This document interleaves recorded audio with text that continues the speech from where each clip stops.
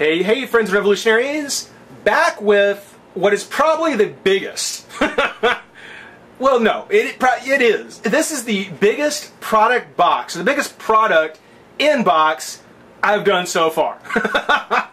Probably not likely to be outdone for a while, but yeah, it's the very cool Guild Wars 2 Collector's Edition box. This is the big boy that that really serious Guild Wars fans pre-ordered. This is the $150 box that has all the goodies, all the great premiums for the release of Guild Wars 2. I mean, what? Beta weekends, stress tests, the 3-day head start. I mean, those things alone were enough to make me say, yeah, I'm getting Guild Wars 2. I'm pre-purchasing that game. But, but with what they said was coming in this pack, yeah, again, 150 bucks, I was going for it. I was definitely going for it. And for anybody who's got it, yeah, you're probably, I'm willing to bet you're not very disappointed. I would be shocked if anyone was. I was blown away. You know, Madden came out yesterday. This is when this one came out. I'll explain why I'm a day late on it, or 2 days, depending on when the video comes up. But I was in line with all these Madden fans, and the guy at the register was ready to hand me a copy of Madden, and I told him I was there to pick up my GW2. And he had to go in the back, because apparently they only got 2 of these for their store. It was not something there were many of, and I was totally stoked to get mine. Guild Wars 2, oh, let me tell you. The way this video was originally set up was that I had done an intro video very similar to this one, and I was invited over to my friend's house, Z, who is a much bigger Guild Wars fan than I am, and we had actually spent about 45 minutes just kick back talking about Guild Wars 2, the future of Guild Wars 1, future of Guild Wars 2, and just having kind of a discussion as we opened his box and took a look at all the goodies it comes with. So, you know, we had a real good unboxing video. Unfortunately, my camera cut off everything but the last 2 minutes. So, I want to apologize to my friend Z. It's one of the things where he is a huge fan of Guild Wars. He was really looking forward to kind of doing this with me, and the camera just didn't work. And it was just not really feasible to reshoot it. I mean, there was no way that we were going to recapture just how awesome it was seeing what we got in our boxes, or what was going to be in the box. So I already seen everything this comes with, but it's something where I'm still wanting to do a video on it. There's no, if you've tuned in to see any video clips of it, not here. This is strictly what's in the box, what you're getting in the box. Because if you're a Guild Wars fan and you passed on it, if you can still get it, you may want to reconsider. And I'm probably, I mean, I may do an unboxing video. You know, this may actually turn into an unboxing. It may just be one of the, okay, well, you know, be right back and just open it up. But actually, more than likely, that's what it's going to be. As a matter of fact, this may just turn into a sit tight, be right back. Because this is some big stuff. It's a big box, as you can see. To give you an idea of how big it is, I'm going to go ahead and bring in Titus, the Master of the Universe giant, and standing right there in front of the logo for Guild Wars. And you can see, I mean, he stands about 3 inches shorter than the top of this box. Titus is good for scale because a lot of people know Titus. If you don't know Titus, if that's not good enough, let me bring in He-Man, because the Master of the Universe figures are a good scale on their own. I mean, there you go. I don't know how else to put it. I mean, the box is huge. And one of the reasons why it's so big, and you'll get a closer look at him once we get it open, but Ridlock, the Char main character, Ridlock is just the, well, he's a premium statue you get, and he is fantastic. He is just an awesome statue. Again, I've seen him out of pack. I'm really happy to have him, but he's big. He's big, his display stand is big, and then down here in the bottom are all the other really great premiums. If we turn the box around, first off, you can see it's got the Guild Wars 2 Collector's Edition on the side. On the back, oh, just knocked out my whole set. On the back, I mean, you've got the whole Guild Wars kind of silhouette thing going on here. And then there's the details of the things that you're getting. The physical items, meaning the stuff that's in the box, is the Guild Wars 2 game, which if you pre-purchased, you got the code for and you're already playing now. But still nice to have the disc back up. The collectible metal box, so most of the premiums, most of the physical items are in this box. And it's sweet. Trust me. We'll get a look at it.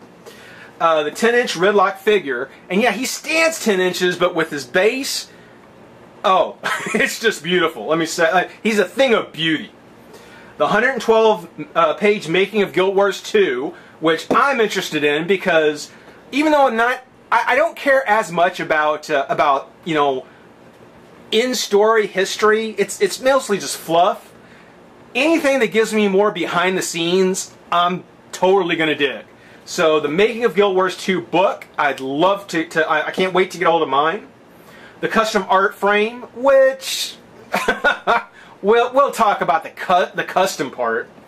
The art portfolio of 5 prints. So there's some really beautiful prints, which I thought were beautiful. Hopefully, you know, you'll appreciate them too. And then of course the Best of Guild Wars 2 soundtrack. And talk about that well, we'll talk about it when we get it open.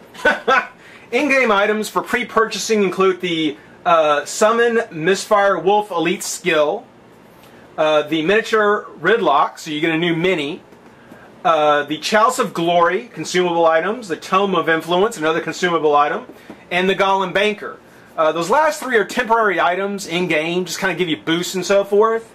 It's a bit of a shame. It would be really great for those to be more permanent items. You know, more things to really be able to that would last because you pre-ordered. I mean, it's great that you get these things as bonuses. It would just be nice, even if there were one-use items per character, that you keep getting to have them. But, yeah, whatever the decision is. Of course, you see your minimum system requirements, which I have, and then the picture here of what's coming in it. We won't worry about that. We'll go ahead and pop it open. But, yeah, this is gonna be a long video. I can promise you that. If anyone says I talk too much, get on with it. Open the box, whatever it may be. Don't bother. Just don't bother. I'm taking my time with this one because this is just so sweet. The only other thing I wanted to well, again, we'll talk about it. We'll see it a lot more when we open up the box. So let's go ahead and do that. Let's go ahead, take a moment, pop Ridlock and all the other goodies out of the pack, and have some fun. Be right back. Alright, well, I figured I wanted to start with the 10 box, which is very large. I'll tell you, the pictures they gave you, the promotional pictures of what this box would have, it did not do justice to this. I thought this was going to be the size of just a regular CD box, maybe double size or triple size, because that's the way it looked in the pictures. And you never got the idea of scale. Well, this thing is huge. It is huge, and I am pleasantly surprised. It is quite an impressive size, because inside is most of all the premium things. We'll take a look at Ridlock here in a second, because obviously, you know, he's the big attraction, literally. But for me, a lot of the good stuff, a lot of the really fun stuff is going to be inside this box. And it's a great box. It's a great keepsake, or a great thing to keep your Guild Wars premiums in. You know, you've got the map, the new map of Kryta, which I don't know if this is the whole map. I know that we've got Divinity's Reach. You know, we've got the Charlands, Old Ascalon. I think we've got the Silvari here, I believe, and then the Norn lands. You've got the new continent of Or. You know, for anybody who doesn't know Guild Wars, this is you probably don't know what I'm talking about. But for those of you who do, it's one of the things where, yeah, actually, I think this is because we got Or down here. We got the old Crystal Desert with the Ebonhawk. Again, the Norn lodges. So, Holbrook. So, yeah, I think this actually is. I think this is the new map of Kryta. You know, poor Lion's Ark, now completely sunk, or mostly sunk. Yeah, it's a change from the first one. If you've been playing, or if you've just got it, if you've played Guild Wars 1, I'm going to throw a few, well, they're not really spoilers because, you know, it's early stuff. You can really get a look at it early on. But very different kind of world than we saw before. It's one of the things where there are very few old landmarks. The Charlands have some of them. The old wall is there. There are a few ruins that look rather familiar. But this game takes place 250 years in the future. And a few dragons have awakened, and the continent of Ur has been risen out of the ocean. So it's completely changed most of how Kryta looks. But if you go to Lion's Ark, and you take a dive in the water and swim around, I love the fact that they've got the old Lion's Ark city. Lion's Ark is there, not all of it, mostly the areas where all the big events took place, kind of the city central. But it's under the water, beautiful scene. Being that it's underwater, it's kind of got this eerie darkness on it. It's very ghostly being under the water. And it's kind of sad. I was very sad when I explored it, because it is just such a reproduction of the location that I've been playing for years. For almost 6 years, I've been playing the original Guild Wars, and I know Lion's Ark. I know it, and to see it there underwater in ruins really hit home that this is Guild Wars. This is Kryta, but things have changed. Things have changed. And I really hope we see more of that. I really do. In Lion's Ark, in the part of the city that's now been rebuilt, of course, that is the central location. It's the hub to get to the other lands, the other central cities. But there's also a section not far where they're constructing where there's construction of new Asura gates, promising that we'll see the expansions into Cantha and Alona. So I'm really stoked about that. You know, NCSoft is making that promise that we're gonna get to those other continents. Now I'm a Cantha fan. Some people didn't like factions. I'm all about Cantha. So as soon as we get a chance to get back there to see what happened, I'm gonna be there totally, 100%. I'm gonna be at all of them. I'm gonna go to all of them. But taking a look at the box here, it's mainly just, it's got the embossed lid. Again, give you a nice close-up look of it, of the map. The Guild Wars 2 logo, which is missing parts of it, like the G part here is incomplete. Kind of look like the S is a little cut off there under the Wars. So it looks really good. It's just I'm wondering if the embossing might have had a little bit of an issue. But I got the dragon with his wing to form the number 2, which is actually pretty clever. I did like that. On the sides, it just has the Guild Wars 2 again. Looks like part cut off there. I don't know if that's meant to or not.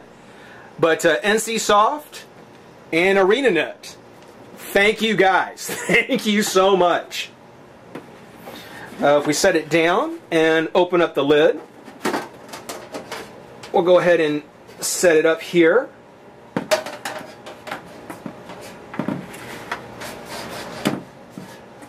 And we'll go ahead and start with the Collector's Edition album. Again, I've seen all these already, so you know it's something I know what the order is that they come in. But there is the Guild Wars Collector's Edition album. It's kind of like an office envelope. And when you open it up, inside are the prints of the artwork. And I've not been a huge fan of Guild Wars artwork. I've not been a huge fan of it, but I will admit some of it is really nice. Some of it is really, really beautiful. And the first print is of Ridlock himself. You know, and he's fighting one of the larger dragons, I'm guessing. I'm guessing this is going to be one of the dragons. But a really good picture of the main character for the Char, Ridlock. Beautiful print. Beautiful, beautiful, beautiful. And they come with these layers in between because, you know, these are actually not just pictures, but these are actual prints. And they're quite nice. Here we have a Sylvari. Now, I don't know if this is Kaith. She's the main character for the Sylvari. I don't know if this is supposed to be maybe a concept of Kaith or just of a Sylvari in general. Possibly a member of the Nightmare Court. Again, if you play the Sylvari stories, you know what I'm talking about. If you don't and you sound interested, give it a try. Give the game a try. It's free to play. I was going to mention that last, but Guild Wars is free to play. It might cost you about $50 to get the game, which any game you get is going to run about $50. But the rest of it is free to play. There are some in-game economics, you know, crafting and so forth, but, you know, mostly it's free to play. This is one of my favorite prints. I love this one. I don't know if this was supposed to be a Mesmer, concept of a Mesmer, an Elementalist, possibly a Necro. Certainly not a Ranger or a Warrior or a Guardian. It's definitely one of the light armor classes, but still very impressive, very nice.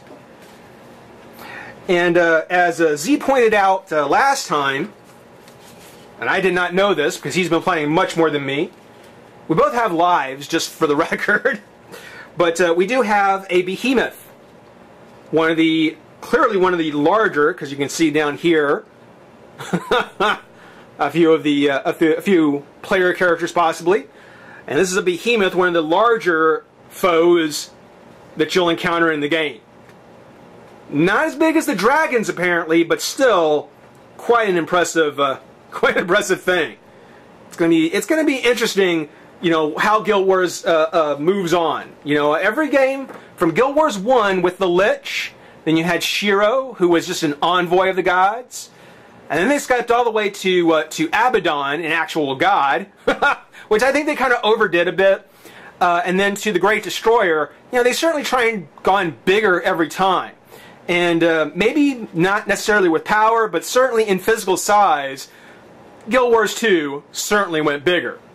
So the prints, very cool, very, very cool. Oh, okay, sorry. Kind of bumped my camera there when I was resetting it. Those are the prints. Very nice add-ons, nice premiums, nice extra things to get. And again, got the beautiful business envelope that they'll fit in. Nice way to keep them stored. Let me close it up real quick. Now, there is a fifth print. There is a fifth print that actually comes in the custom frame, which the custom frame is basically just a white frame. It's a white wood frame, custom for the size of the print, I'm guessing. And I don't know how well you can see it.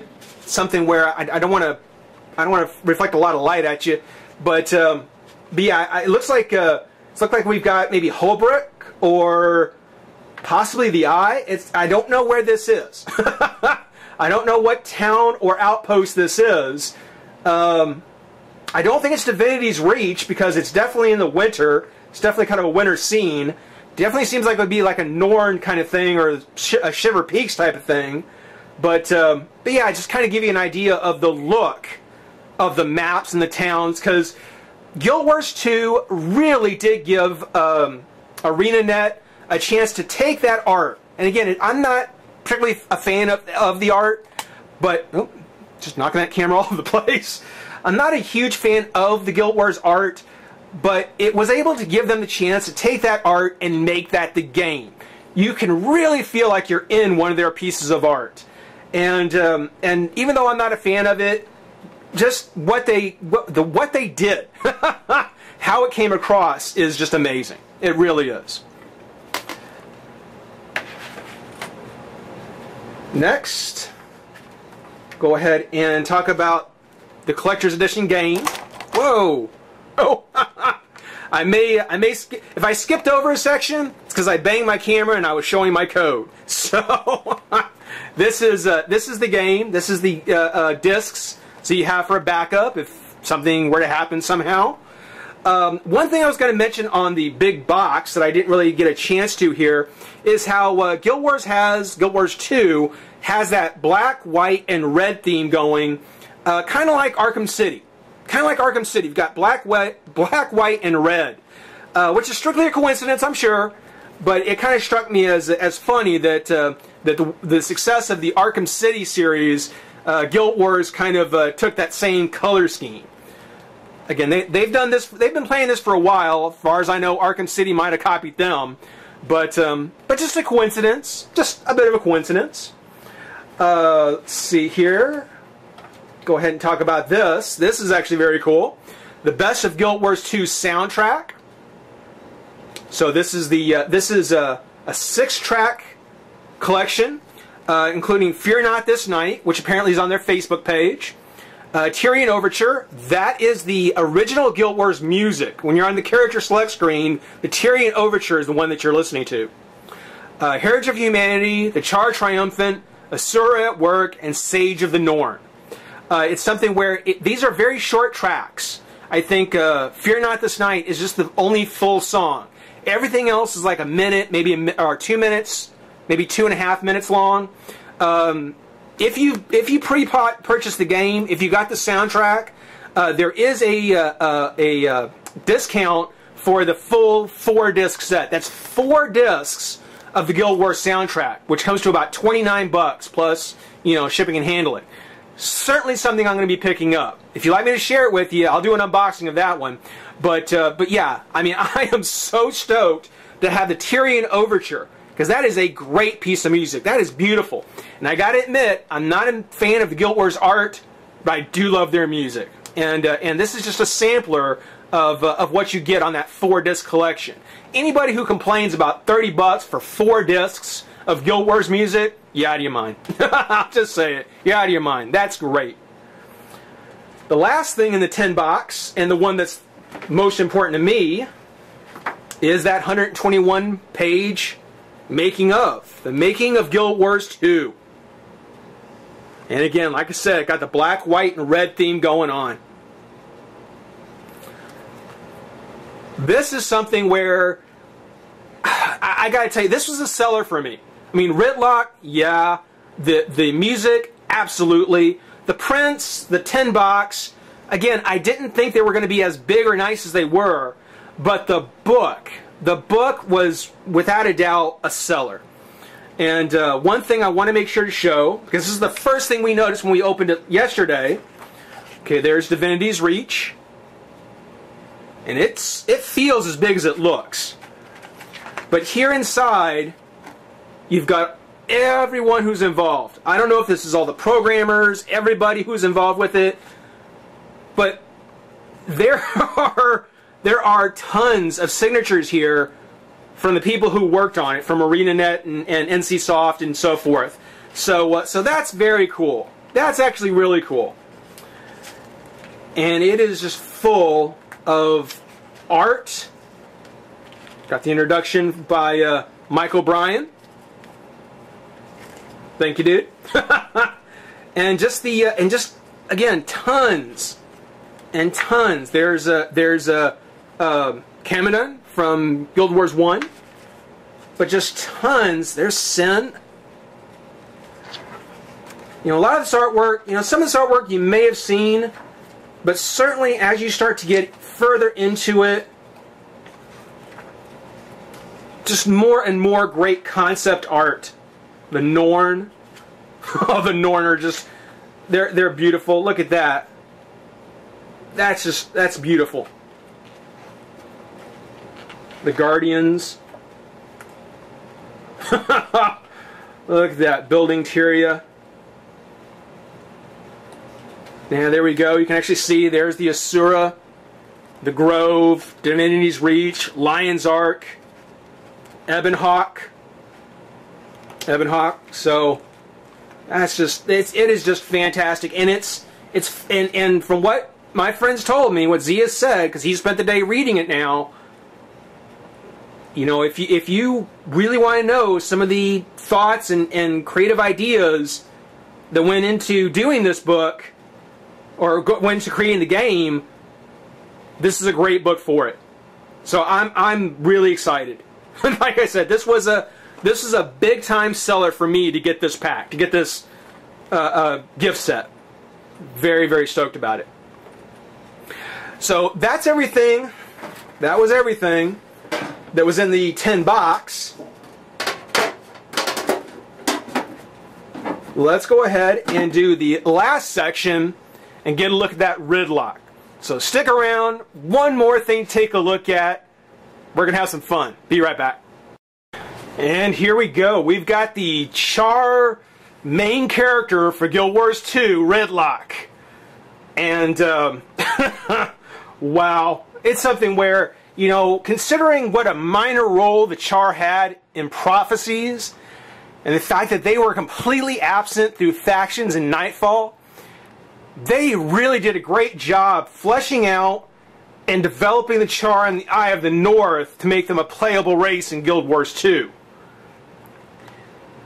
And I gotta tell you, they are probably one of the best designed character races from the original game. I mean, that is so awesome. I mean, I always found the Char to be really impressive. All of them. Kind of a feline, you know, well, excuse how this sounds, but a feline battle cat type of race. Not the cartoon, just a feline race of barbaric monsters. I mean, they are so cool. And Ridlock, perfect example of a Char warrior. I mean, take a look at those spiky bits. Really good. Really heavy. He's got some good weight to him. But very, very cool. Take a look at the back. And I will say, these are not soft plastic. I mean, these are quite sharp. I mean, be very careful when handling this.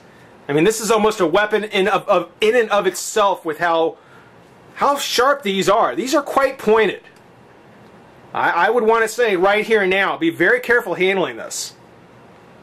But he is just bristling with spikes. If you've been playing the game, if you've created a Char character, you've fought side by side with Ridlock. And you know, you don't want to cross this guy. Take a look at the armor on the legs and the feet, his claws. And these are sharp claws as well. You know, the claws on their feet, very sharp. Be very careful around them. Take a look at the base. You've got, I'm guessing, human skulls. They're certainly not Asura. And then the gear theme. Guild Wars has kind of been... ArenaNet has been playing around with the theme of gears in their game for a while. I don't quite know what the reasoning behind it is. I know that they had, what is it, Nirvana? Guild Wars Nirvana, was it? I don't remember what it was. It was kind of their aborted chapter, later replaced by Eye of the North. Used a lot of gear themes as well. So I think that's kind of a holdover from that aborted game, at least some of the designs. But, yeah, taking a look. I mean, the sculpt is fantastic. I mean, again, you know, you look at that face. I mean, really. That is not something you want having standing over you on the battlefield. The complaint I have, and it's a minor one. I mean, when you look at the paint on the face, around the fur, around the top of the head, you know, there's a lot of colors, a lot going on to really bring out the face. They didn't really give as much attention to the armor. You know, when you look at Ridlock's armor, it's basically a black base coat with just some silver dry brushed over it. Almost like a tin kind of color. And I mean, it does the job. I mean, it certainly, you know, makes it look like he's wearing some heavy plate armor. it's just a shame that it's so much of him is covered by his armor, and it's just that dry brush silver over him. It makes it look, well, it's not as nice as it could look. You know, if there had been a little more attention paid to the paint on the armor, like you look at his loincloth covering his tail. You know, there's a couple of different browns and yellows and stuff going on there. Same thing with his leggings. The leggings have a dry brush over black on his legs. I guess it's just because there is so much of the metal dry brush over it. If it was maybe just a little softer, maybe just on the highlights, and left it mostly dark, that might have helped. But yeah, his armor looks a little too tinny. Too aluminum kind of thing. Not kind of that heavy iron or whatever it is that you'll need to make the armor yourself if you're going to be crafting. And I'm kind of stoked about the whole crafting thing. I like to see how that works. But Ridlock does come off his base. Underneath it, it says Guild Wars 2. And it actually has Ridlock on there. So I'm kind of wondering for the factions and the Nightfall editions if we're going to be getting main villain or at least main character statues for those. I wouldn't mind seeing a Thackeray, you know, or even a what's her name, Kaith from the Savari. You know, if they did each of the main characters a statue of them, I might buy them. Depending on how much they ran by themselves, depending on how much this figure would be by itself, the statue, I wouldn't mind having a Kaith or a Thackeray. That might actually be pretty impressive. His pieces, they are made of separate pieces. I don't really see the seam too badly on him though. You know, the legs, where the arms come together, you know, even where the spikes go into his back. You know, you can't see the seams too badly. He's not one solid piece. You know, my friend Z, when we looked at his, yeah, there was some, you know, glue coming out. It was a little sloppy. You couldn't tell unless you really looked close. I'm kind of lucky that I don't really see that on this one. That I'm kind of fortunate about. I'm thankful for that. But yeah, joints don't move. It's a solid statue. I believe it's just a regular plastic. I don't think it's a PVC. The head does not turn. Oh, but it's got some sharp points to it. I mean, his beard's got some poke to it. Of course, he's got that huge maw. I still think seeing that face staring at you, I can only imagine. Let's put Ridlock back on his stand real quick, and we'll talk about his weapon. Now, I have to admit, I only have a cursory reading of the lore that's backing up Guild Wars 2. I'll be finding out more in that book and so forth. But this is the Fiery Dragon Sword. For anyone who played Guild Wars 1, if you had a warrior, chances are at some point or other you had a Fiery Dragon Sword. And it has that, how should we say, translucent plastic. What's really impressive about it is that there's different shades within the plastic. So it's got a little yellow, it's got a little orange, it's got a little red. That is very cool. Different, how should I say, different, I guess, consistencies of mix that went into it. I don't think it's just regular paint. I think it's part of the mold itself. And it's a very smooth mold. Very nice. But that's what I was saying, and there's the dragon blowing the flame, the blade. The Fire Dragon Sword, Prince Rurik, the one who led the Exodus from Ascalon, of course, he had a Fiery Dragon Sword.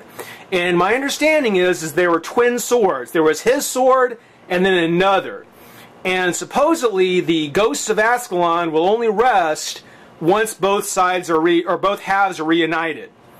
And I don't know if Ridlock's sword is the other one. I don't know if they've even said for sure if his is the second one or if his was Rurik's sword, but apparently his fiery dragon sword will play a key part in the Ascalonian story. So that's going to be very cool. But it just goes into his hand like so, pre-molded, right in there. Give you guys a look at it. And I'll move the packaging. This is the part that came in the box, sort of like the Iron Citadel. Again, the capital city for the Char. And give you guys just a look at Ridlock here on his own with that sword. Really, really excited. Guys, it's something where, you know, if you play an MMO, you know, keep playing, play what you love. But if you haven't yet tried Guild Wars, the original, you might still be able to find the original game at your local Target or Walmart or what have you. It's worth trying. It's worth picking up and playing. They're going to keep the servers up for a little while still, so you'll get an idea of what the game is like, and it's very pick up and play. It's very user friendly. And if you are hooked, because it's a free to play, there's no charge for it. If you are hooked, if you think that this is something that that you might really dig, what I may do once I figure out all the mechanics of it, what I may do for Guild Wars 2 is I may start the Review Revolution Guild. The Review Revolution Guild. Probably won't call it that. I'll probably find some other name for it. But for all of those of you who play, for anyone who would be, you know, interested in playing, and if there's enough feedback on it, if enough of you think that you would want to join my guild, then yeah, I'd be more than willing to start a guild and you know, invite all the revolutionaries, all my friends and revolutionaries out there, to come join in. We'll have some fun with it. But this has been a look at the Collector's Edition Guild Wars 2 box, the big massive box. A lot of cool stuff in it. This video's gone on a long time. Again, this is just me saying how much I love this game and how totally awesome and stoked I was about what it came with. I hope you guys enjoy watching. Hope you guys stayed for all of it. Rate, comment, subscribe, join the revolution. We'll see you soon. Bye-bye.